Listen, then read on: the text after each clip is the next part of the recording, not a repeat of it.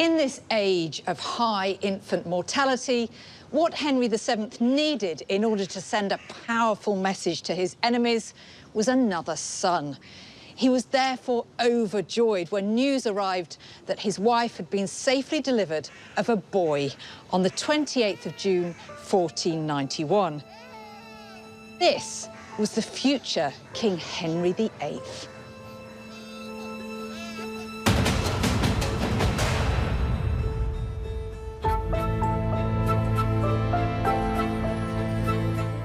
In contrast to Arthur, the time of the birth was not recorded.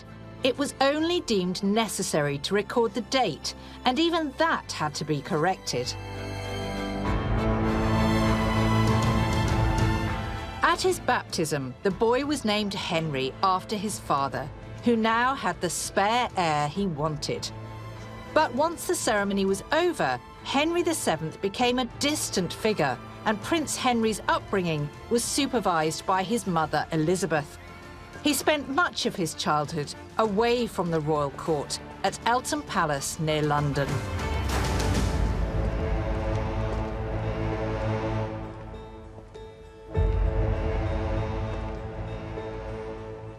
Today, only this great hall survives.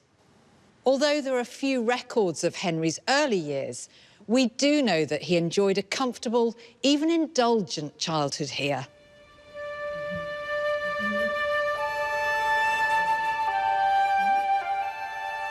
The staff of the royal nursery were mainly female, but there was one significant male influence in his life from the very beginning: his mother's illegitimate half-brother, Arthur Plantagenet.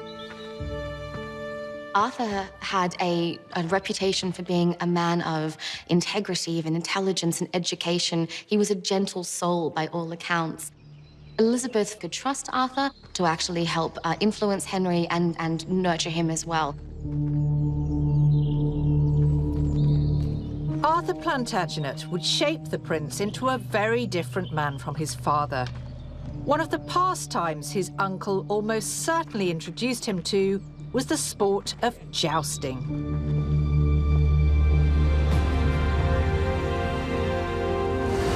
I've come to historic Equitation in the English county of Northamptonshire to meet with horse trainer and jousting expert Dominic Sewell. So, Dom, where did Henry's love of jousting begin?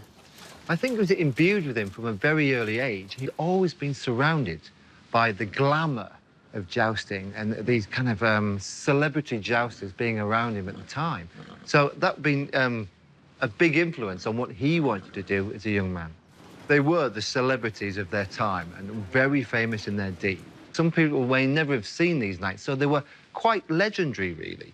As a young boy, he would have been desperate to be able to join in, to mount his pony, pick up a lance and go charging at the list, running at the ring.